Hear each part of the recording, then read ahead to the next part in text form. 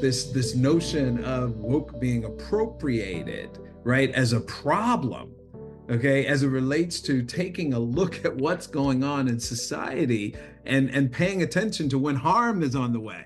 So it's the perfect word for people who don't want the society to advance.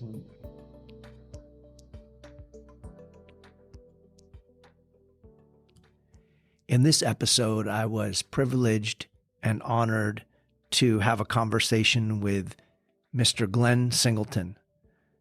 Glenn is the founder and CEO of Courageous Conversation, an agency that guides leadership development in education, government, corporations, law enforcement, and community organizing.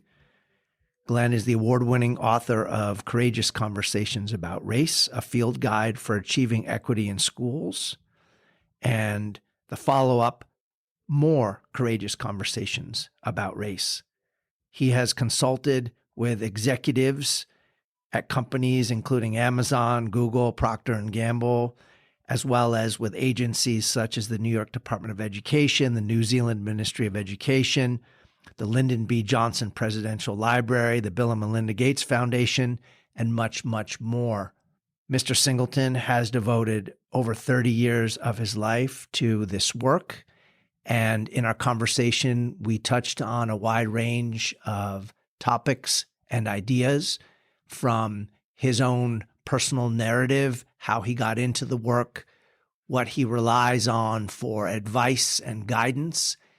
I hope that you enjoy this conversation as much as I did and are as inspired by Mr. Singleton's work as I am. Welcome to the Superintendent's Hangout, where we discuss topics in education, charter schools, life in general, and not necessarily in that order. I'm your host, Dr. Sharetta. Come on in and hang out. Welcome, Mr. Singleton. I really appreciate you taking the time to come on today and to have a conversation. It's my pleasure. I'm happy to be here. I thought we could start where I start with all the folks who we have conversations with on this podcast, which is with the personal narrative.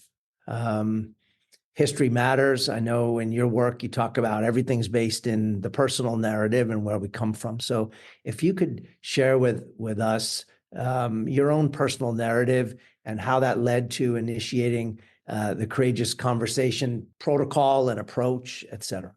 I really appreciate you starting there, David, not only because it is the way in which we fashion this courageous conversation in schools and institutions around the world, but I also believe that everything takes shape from there. And so it won't make sense, 45 minutes from now when we're into the conversations of school change and things like that, if the listeners don't understand that my own education experience is a primary driver of the work that I do right now.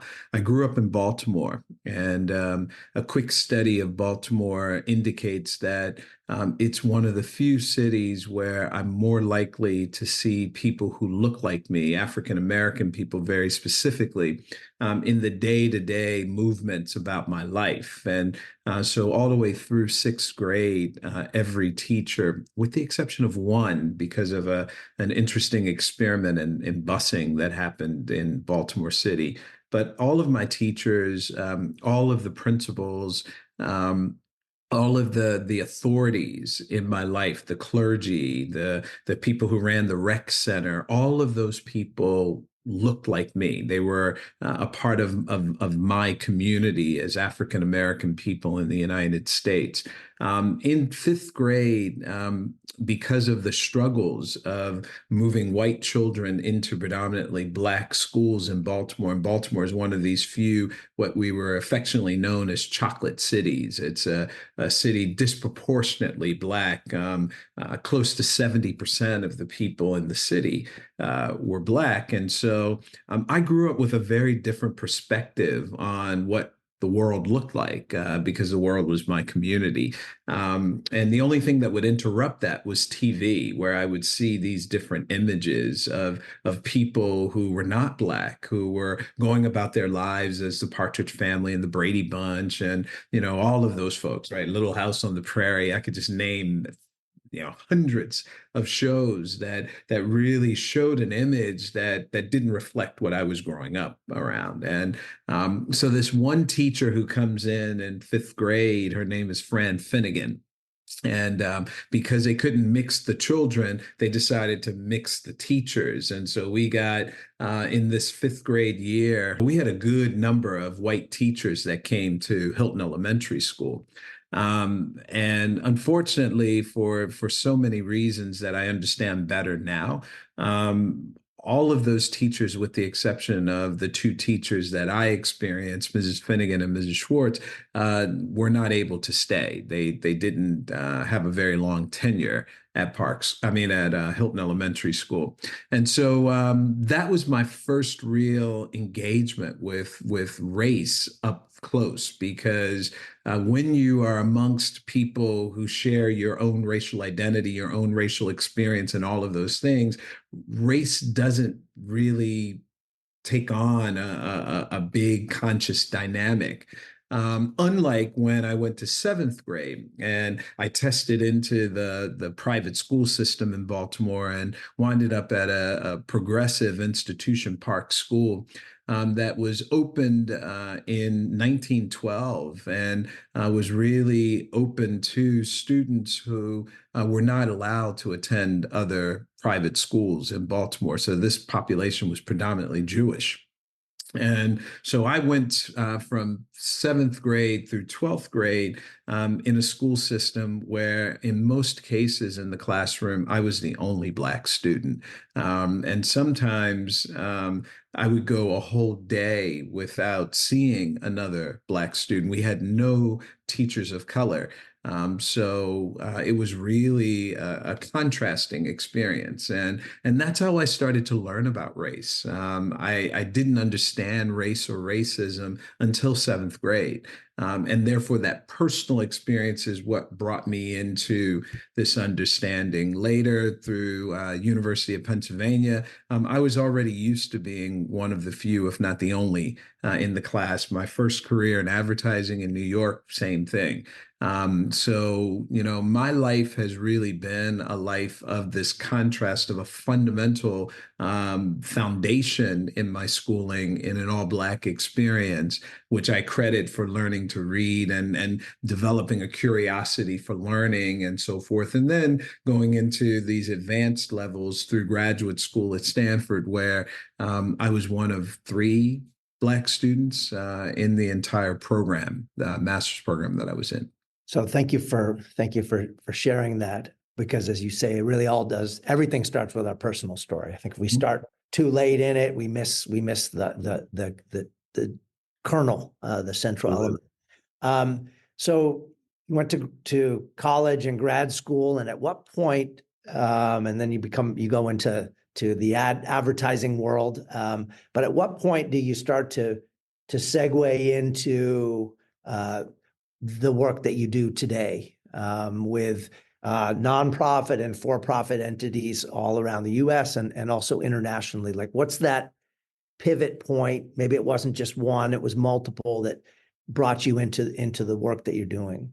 Absolutely. I think I'm called into this work very early in life. I talk about in Courageous Conversations about Race, in the first edition I wrote in 2005, that passion is a key to how we're driven about our personal and professional pursuits in life. And so, because the schooling experience and on to the professional experience in advertising, I became director of admission at the University of Pennsylvania. As I left advertising, the very first school I visited in Wellesley, Massachusetts, they called back to the university to really test to see if I was truly the representative.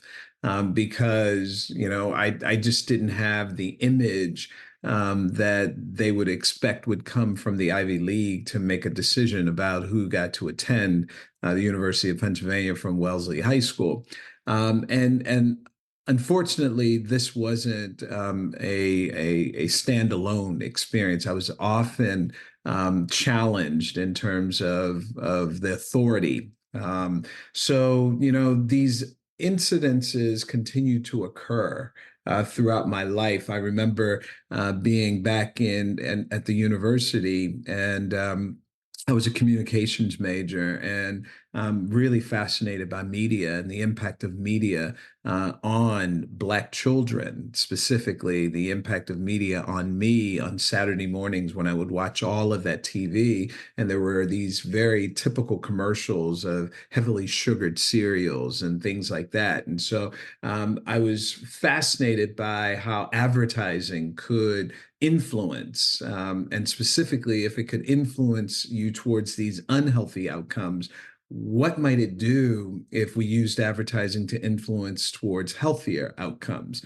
And so that kind of sat in the back of my head, even though I was admissions director.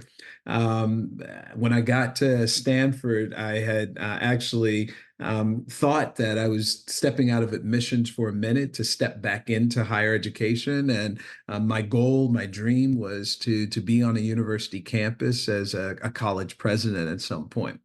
I did do my teaching at the university level because I do believe that that's a fascinating group of people to work with at a really important point in time in our lives. But I really needed to get more into this racial disparity aspect. And because race was such a profound influencing factor in my life, and because I was growing to see racial disparity as an admissions director and as a university professor who was coming into the classes, what kind of preparation they had, as I was noticing and remembering about the impact of racially charged messaging in advertising, and being in an advertising agency where very few people had the experience that I had. So how was that actually going to be a part of the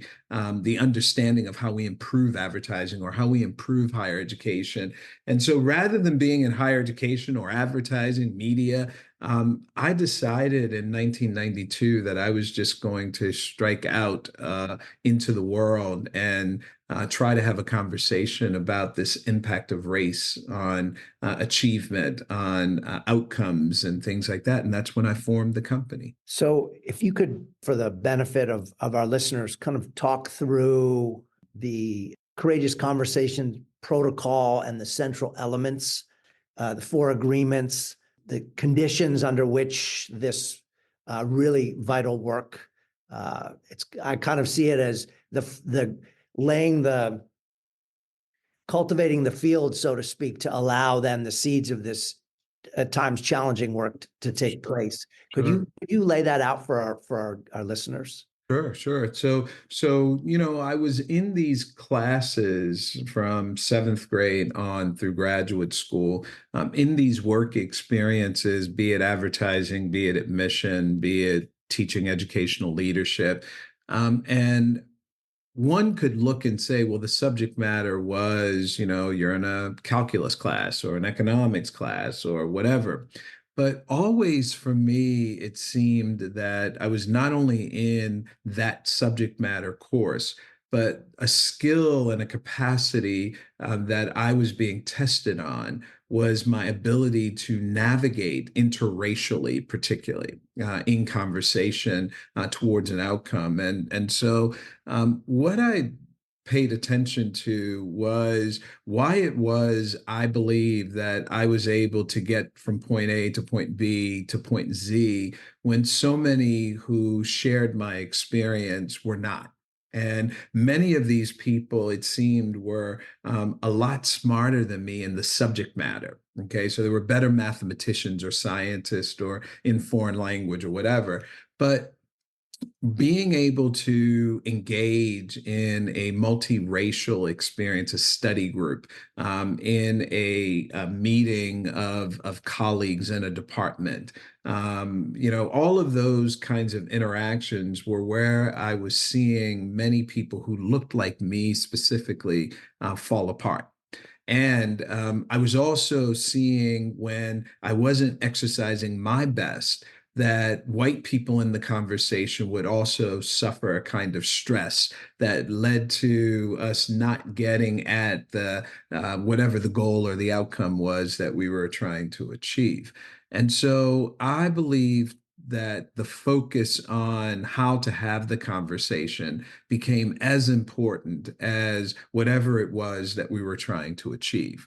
And that's when I developed courageous conversation and recognizing that it needed to be a protocol for talking about race that was as simple as possible, that was as inclusive as possible, right? And had a action driven, real sort of activism component to it.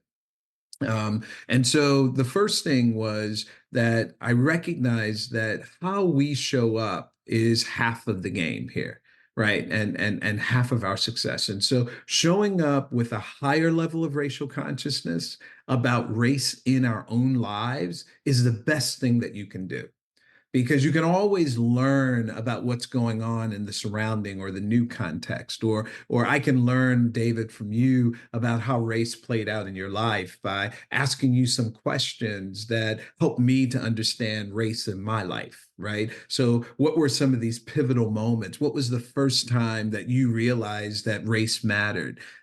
When did you discover of late that race is still a operating factor, that we're not post-racial, or we haven't transcended race? And that became an exercise called the racial autobiography, right? Where I'm having people do what schooling required that I do, because I was so new to the environment. People didn't understand me. They didn't understand the experiences that I had had leading up to getting to an all white school, right? So I often see that in the workplace as well when we hire in new folks who don't have a tradition, for example, in advertising. These people of color come into an environment where their experiences are virtually unknown. And so it's important for people to take some time and pay attention to what those experiences are. And as we talk about those milestones, what is your racial timeline, if you will, the events that dot your life that had heavy racial meaning, and whether you took the time to make sense of them or not, part of our work is to give you that time, give you that permission, and give you some support. So the compass allows you to put the understanding of the moment into four different parts of your being: your thinking, your feeling, your acting, and your believing, right? And so by doing that, I just take a circumstance like, the insurrection that happened right down the block here in Washington, D.C. And I check myself to see what feelings are coming up for you, Glenn. What beliefs have surfaced about what's going on here? What are your thoughts? Thoughts are like the data that you're capturing, the other experiences from the past that you're connecting it to. And what do you want to, how do you want to act on this? Do you want to go down and be a part of the protest? Do you want to watch it on TV? Do you want to post something on social media? That's the compass, right? And teaching people to explore all four of those dimensions as a part of being in the conversation, that's the work that we do in Courageous Conversation. The agreements are the structure of the conversation, the parameters, if you will. So, agreeing that we're going to stay engaged in the conversation, regardless of how much stress or turmoil it causes for us. Second agreement would be that we're going to experience discomfort, because race is that discomforting subject. It has so much taboo connected to it, so much unknown, such a history of problems that oftentimes people are, they just get stressed out even thinking about having a conversation about race. And so if we normalize the fact that we get uncomfortable with it, and we'll stay in that discomfort together, we'll stay engaged. And what we're going to share, what I'm going to share with you, David, over this time is just my racial truth, recognizing that that truth might not be shared by you, and truths can coexist. Multiple truths can coexist. We look over to the Middle East right now, and it can be true that there is a genocide going on, and it can be true that people of Israel are fearful of another Holocaust situation occurring. Those two truths can sit together. Right. And as long as we don't have to make one right, one wrong, then we can continue to progress. All right. So it can be true that teachers come to school and work very hard every day to deliver for their students. And it can be true that unconsciously they perpetuate racism.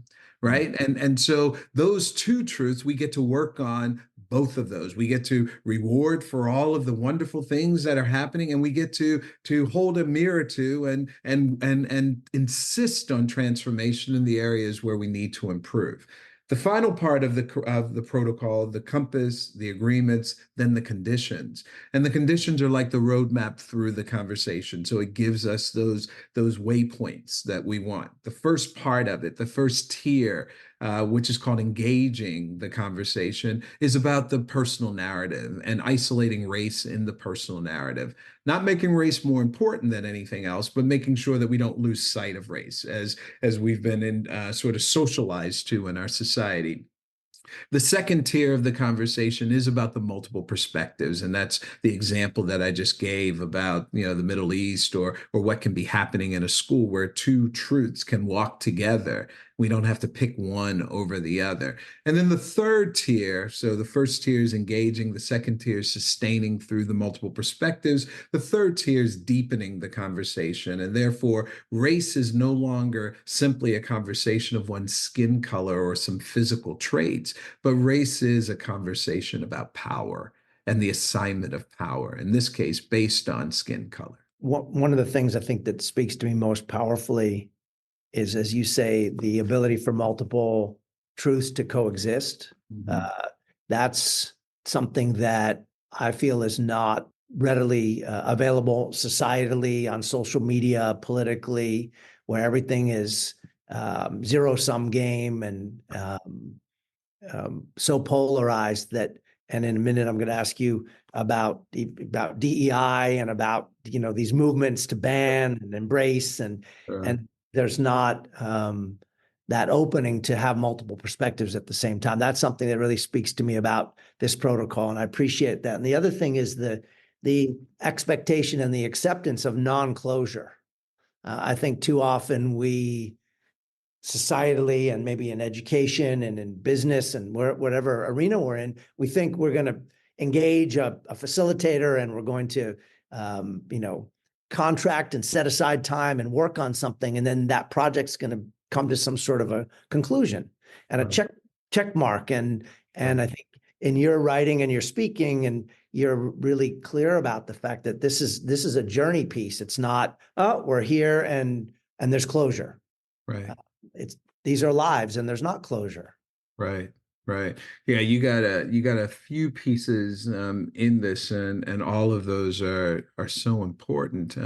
The first part of it, it's fascinating to me, David, that these young white men hundreds of years ago, I believe, got it right and came up with some values that are just the right values, these understandings of democracy. When you get statements like, one nation and e pluribus unum and things like that, it is this reality that these young men recognize the importance of coming together, the importance of solidarity, the importance of recognizing that this is one human experience that we're having. We're all a part of the same species, right? There's no distinction here.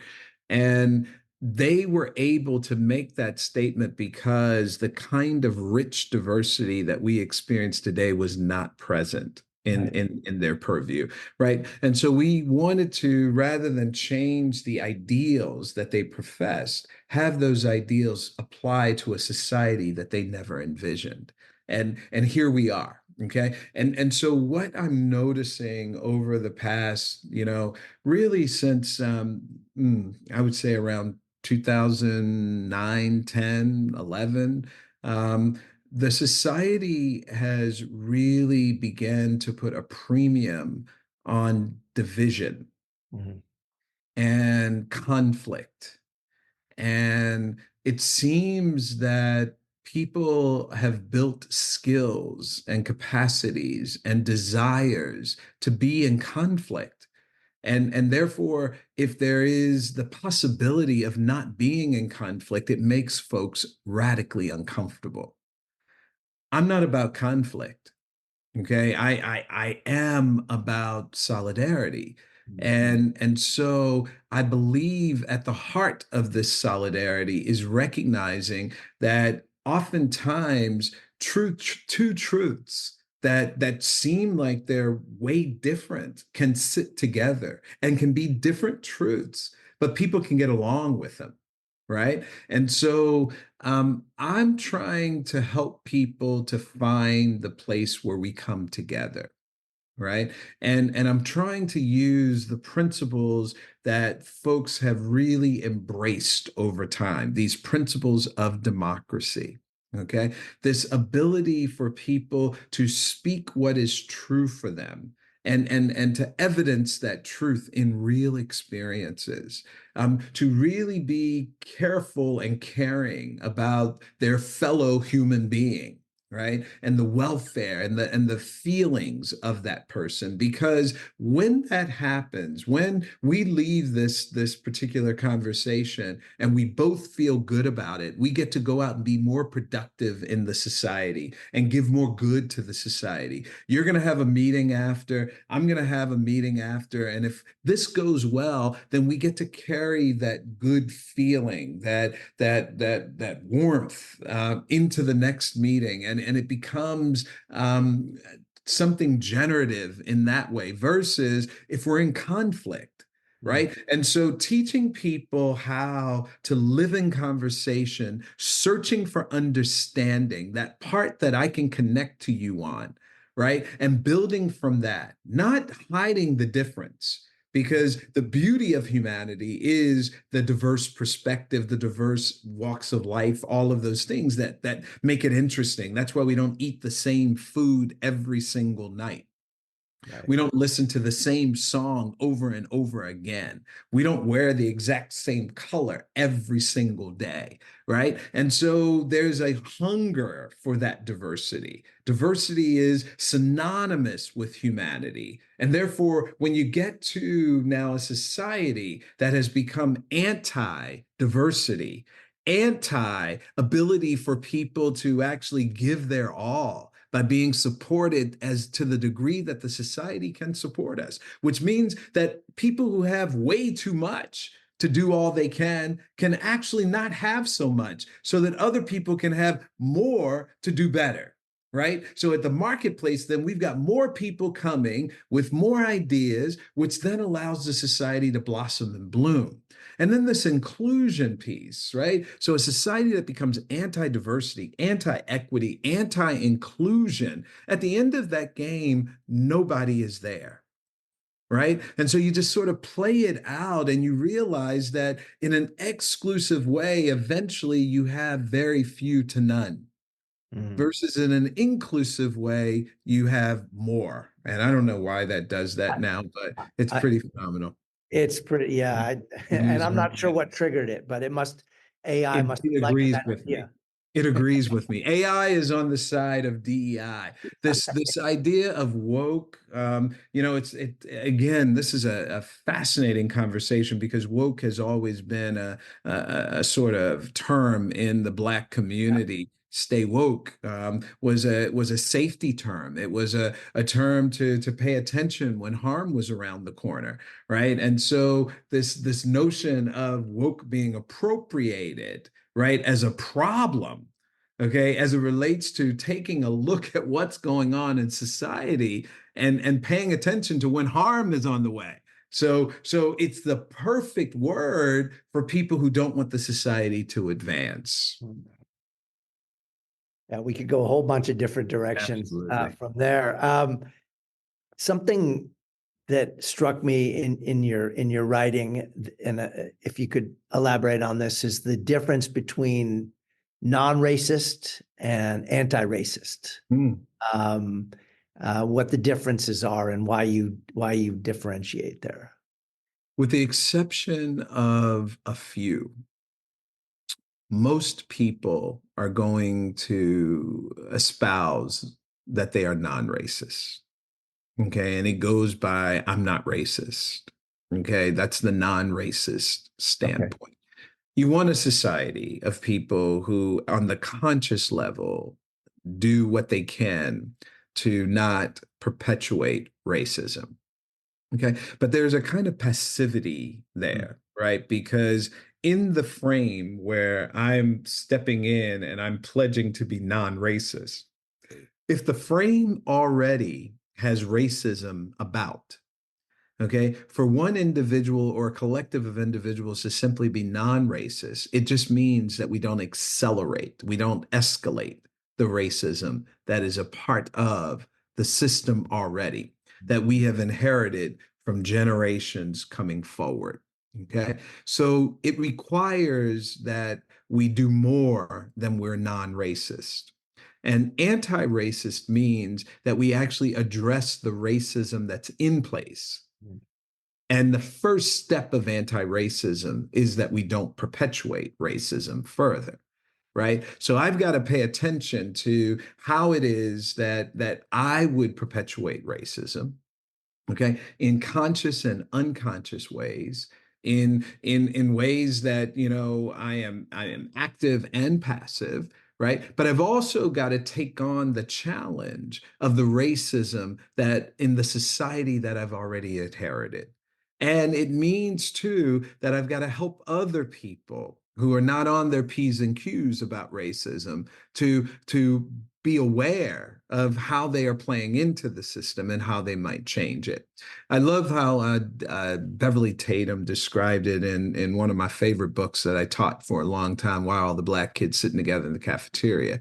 And she wrote it as a description of like a moving sidewalk. Okay. And so if the moving sidewalk is already in an experience of racism and you step on that moving sidewalk and you do nothing, it's going to take you gradually into racism, further into racism. But if you are anti racist, what you're actually doing first is you turn yourself around because you're not going to go in the direction of racism. So as soon as you do that, now I'm embellishing what Beverly Tatum wrote. Okay. But as soon as I turn around on a moving sidewalk, I'm facing people. And that's the first bit of discomfort. So I'm uncomfortable because I'm going backwards now. And people are uncomfortable because they're not used to being faced. All right. It even becomes more of an impact if I were to begin walking away from racism. So walking the opposite direction of the moving sidewalk, I'm going to bump into people. And the first people I bump into are the people who are closest to me. Usually those are friends and family. Right. And so you got to have those conversations inside your friends and family because you want them walking with you too. Because as we walk into strangers, as we walk into, big organizations and so forth, whole schools and districts, you're going to want to have more than just you trying to take on all that's there. Right. And so this whole friends, family, colleagues that have now turned around, we refuse to just be sort of casually moved into racism as non racist people. We're going to be anti racist and we're going to get off this moving sidewalk. So is that kind of the general philosophy or approach that you use in your work because USA Today recently identified 4 or 5 of the top entities in the United States doing this work, and congratulations to you and your team. Courageous Conversations on that list of, really recognized for your excellence in this area. But you're working with small entities and also huge ones, right? Districts, school districts of thousands of employees and tens of thousands of students.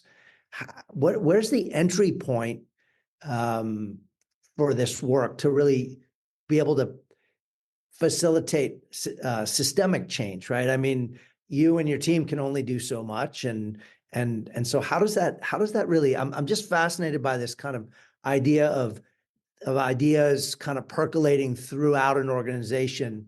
And it's very compelling as you talk about that moving sidewalk. I'm envisioning 5,000 people moving this way unconsciously and a few turning around. And at what point does the tipping point come, right? Where enough people have turned around? Well, Superintendent, first of all, I'm thanking you for calling out the recognition in the USA Today. And that was unexpected, but I think it's also illustrative, right? Where in the field, we have yet to be recognized by all the others that are part of this work when they saw this same, number one spot, courageous conversation in my name. And I think that that's part of a problem. We don't advocate enough for what we believe in. Whereas the opposition, the anti-DEI folks seized on it right away and used it as a marker, right, to go at these guys, right? These are the ones. If you knock them off, then everybody else is going to kind of be affected by it. But to your question, and school districts are, have been the first part of our work and will always be the center of our work because we're trying to grow up a new society. But this includes our multinational corporations that we work with, school systems like New York City Department of Education. This is 1.1 million children, right? So these are vast systems, as you've said. And it's important, first and foremost, that we meet each system where they are. Okay. And this is also the personal philosophy. When I sit down with a person, a friend or a colleague or a client, and I'm trying to assess where you are because I want to start there. Okay. And the growth and the movement is not about some absolute endpoint. It's about how much you can grow from where you are. How much can that system expand and move from where they are? So we've got to get a realistic point of where we start. Okay. And that assessment's important. The next part of it is really some discussion and decisions about where you are and where you can be. Okay. And this is about the resources of a system. This is about the passion of the educators. This is about the time allocated for practice. And it's about the spirit of persistence, what we're going to hold on to and what we're going to keep doing regardless, because we're going to get pushback. A lot of folks are going to be resistant because they don't understand, resistant because they feel that it's too hard, resistant because they're ideologically opposed, right? So a resistance is calculated into this work that we're doing. Otherwise, it would have been done, right? And so as we meet you where you are and we begin this process of having each person personalize the issue, before I figure out what you're going to do in your classroom or what you're going to do as a superintendent or what that person's going to do as a CEO of a Fortune 500 company, I am actually going to ask you, what are you going to do with your life? Because if you're not willing to do it with your family and with your friends, then you're not going to come in and do it at work. Right. And if you even do it at work just because this time has been cordoned off for professional learning and development, it's only going to go that far. And then as soon as we wrap up the training as it is, that's going to wrap up the experience. And so we've got to build a capacity for people to actually operate in a new way of being. And that new way of being is ultimately professional, but it's also first personal, right? And this is always personal first. We also want to build the capacity in the system. So going in with the idea that we're going to count our days down until we're not here. Okay. We're not trying to move in and stay with you forever. Okay. If that's necessary, then we've got to think about the structure and think about who needs to be in the system that carries this work forward. And we scale that person up a whole lot. But we also want to build the capacity of everyday folks to be able to hold protocol in staff meetings, to be able to take it into the department meetings on the corporate side, to hold the employee resource groups in a way of positive and productive engagement. And so that's building a capacity and certifying people to actually be practitioners and facilitators of courageous conversation. Right. And we do that. Right. So part of the success that we've experienced is because we have a belief that it's about the individual and the person first.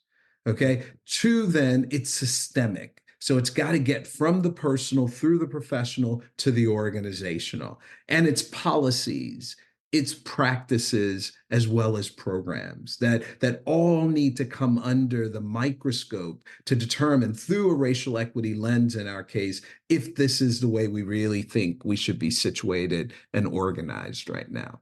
And so I believe that that's been it. Persistence for us has been it. So we've been attacked along the way by, so many different movements. We celebrate the small victories along the way. We hold up our partners, the clients that are doing the great work. We always make it about their work versus what we're doing with them. And we use as many mechanisms as possible to bring the audiences together. So oftentimes, school systems are operating in a vacuum around the challenge of achieving equity, whereas the corporation sitting right in the community and the government system right there and the hospital system, they all have the same challenges. They have the racial disparity as well. Why aren't we working together?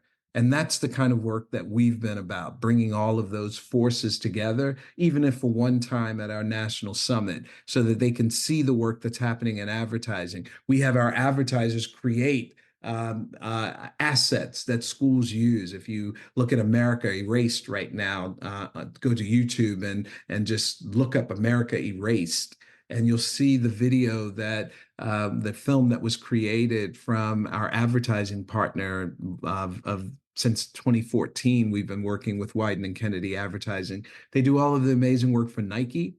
We supported their work in the Colin Kaepernick ad for Nike in the 30th year of Just Do It.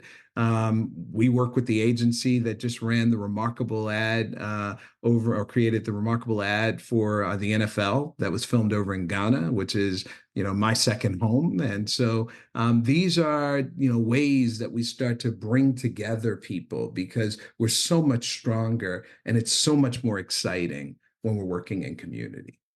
And you've also worked extensively internationally. And so that was intriguing to me too. Why New Zealand? And Mm.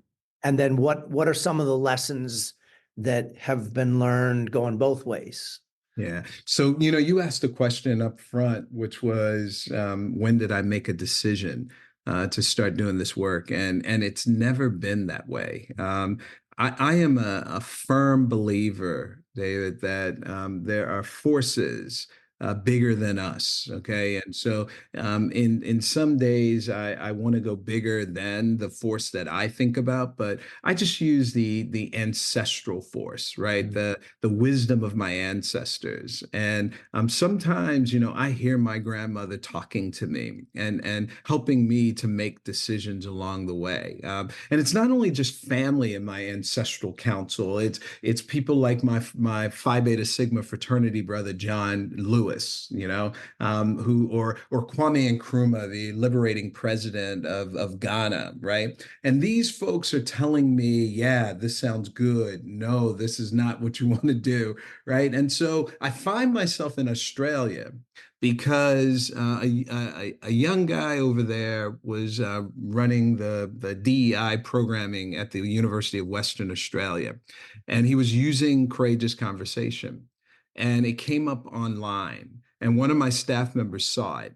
And there's one school of thought that says you police all of this stuff and it's proprietary, and you give them a cease and desist and all of that. I've never been that way, because the idea is that more people would be using courageous conversation, not fewer. But I am one who wants to steward integrity around it, and I want it to be done with fidelity. So I call up Malcolm and I said, Malcolm, I noticed that, I'm Glenn Singleton and I'm the creator of Courageous Conversation. I know that you're using it over there. Congratulations. I'm excited. Tell me about it. He tells me all about it. And I'm like, oh, okay. Well, we should talk because there's some ways that I think you can improve that delivery. And there are a couple of things I think that you got a little bit shaky here. He says, well, why don't you come over for a conference that we're doing? I'll have you as a keynoter and blah blah blah. So I wind up in Perth, and in Perth, it's for all of the higher ed people in all of Australia and New Zealand. So there's a New Zealand team there from Unitech, a technology university, and they were just the most intriguing people. And the question that they asked was, how do indigenous people in the United States respond to courageous conversation? I didn't have an answer. Mm. And I said, well, I can do two things now. I can go back to the United States and build that audience of American Indian indigenous folks, and or I can come to New Zealand and we can start it there with the Maori people. We'll just make that the first place and we'll figure it out. That's how we did it. And Ah. so we winded up in New Zealand. First time landing, uh, I was brought to the marae, which is the house. I was engaged in a puffery, it's called, which is the welcome to country, and it shattered me. I felt welcomed in New Zealand, Aotearoa, in a way that I had never felt welcome in the United States. And from that moment on, I just felt a connection, a kinship. So we continued working to this day. We're working in Australia and New Zealand. Some of our most important work in the healthcare space is in northeastern Australia, up in Brisbane and areas like that, Queensland. And we've worked with some government branches in New Zealand, the Department, what is equivalent to the Department of Education in the United States, the Ministry of Education, the Ministry of Business. So we've been quite busy down there. So I decided to open an office in 2017, I believe, is when we started. Um, and a foundation there as well. So the organization in New Zealand and the South Pacific models what we have in North America. North America satisfies Europe and Canada, and Africa, and the South Pacific handles New Zealand and Australia, looking to explore and move out a bit more, maybe in the Middle East, because the director down there is a gentleman of Lebanese descent. So you've got multiple time zones, to say the least, to Oh your my meetings. goodness. Trying to have a staff meeting is like the most impossible thing in the world.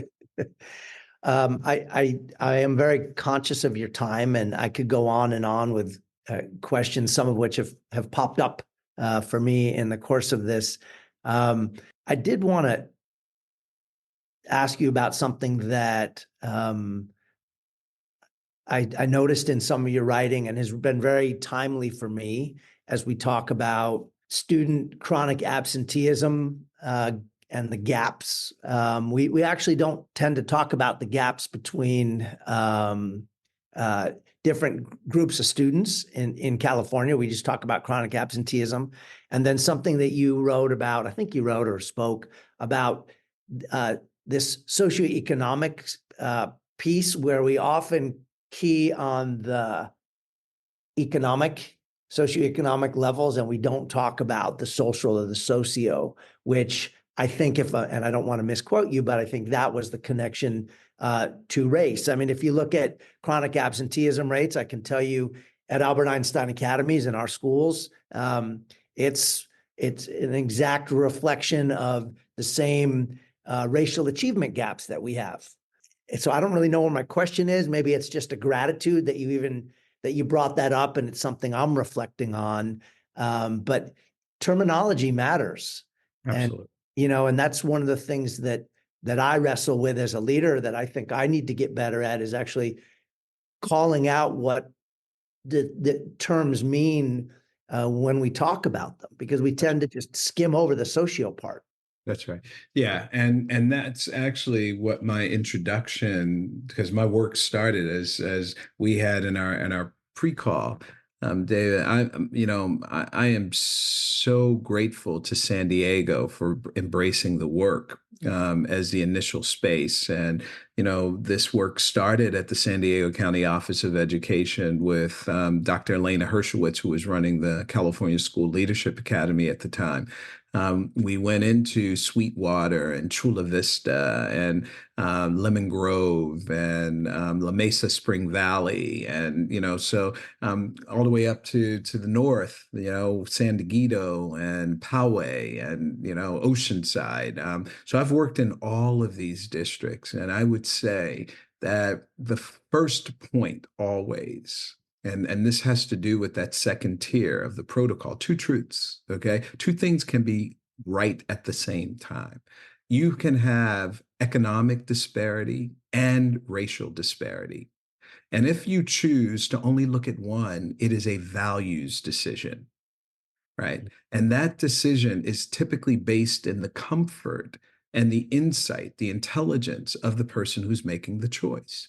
And so if we go to school and we have all of these courses in economics, and we're taught from day one that economic theory is what will help us to understand the ways of equalizing society, okay? Because those economists weren't studying race in and of themselves.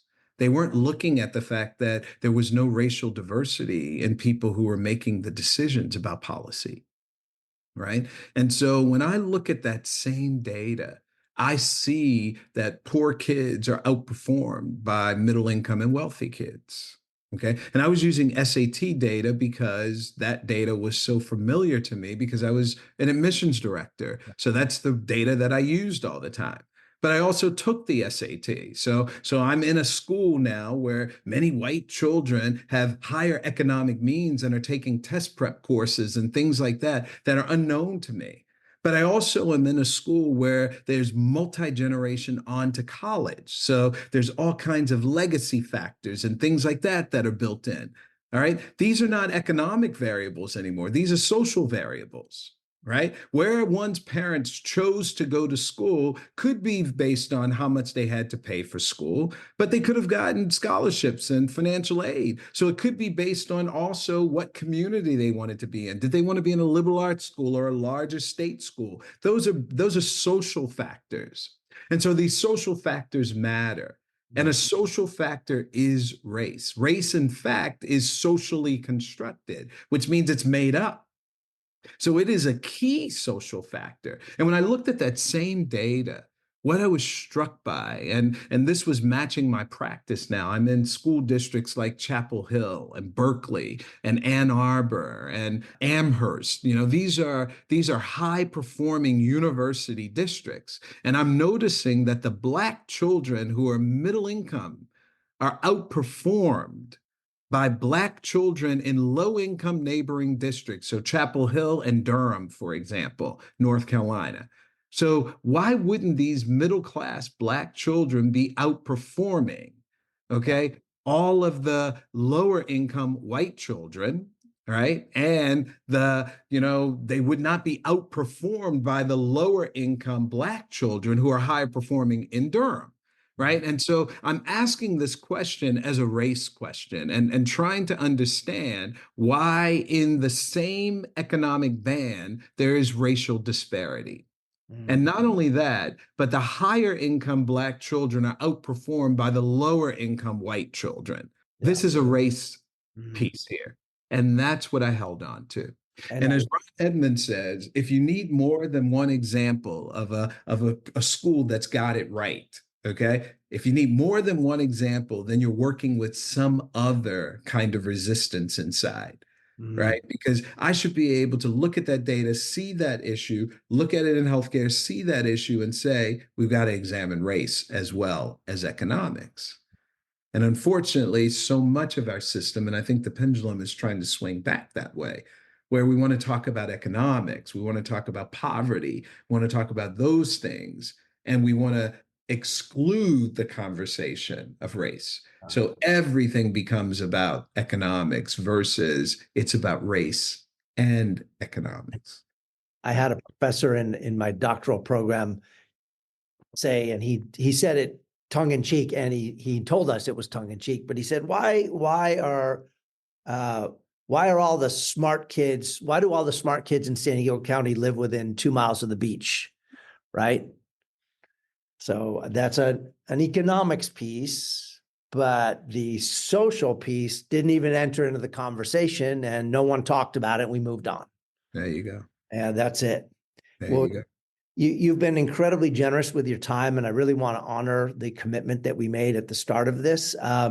Is there any final word that you have before we close out? Anything that you didn't mention? Maybe where folks can find you.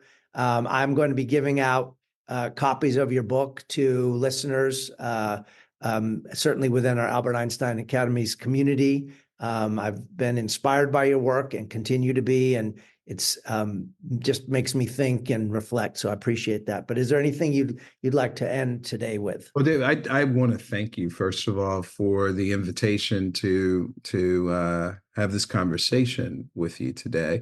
I also want to thank you for the work that you're doing and the persistence around that, because I think now more than ever, it's important that we double down. The ways of democracy is slipping from our hands right now, and if we are to become, divided by these issues of race and class and gender and sexual orientation and all of those things, then we miss the bigger picture.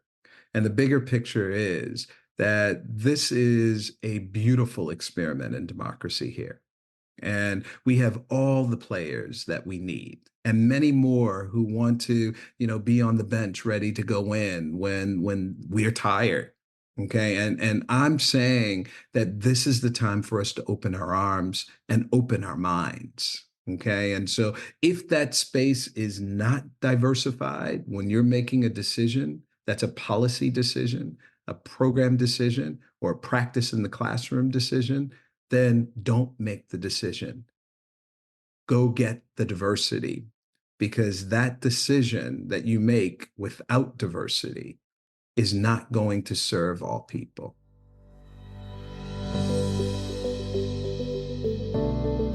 Thank you for listening to the Superintendent's Hangout. You can follow me on Twitter at DVS1970. Please be sure to share this show with friends and family on social media and in the real world. Thank you to Brad Bacayal for editing and production assistance, and to Tina Royster for scheduling and logistics. Thanks for hanging out, and have a great day.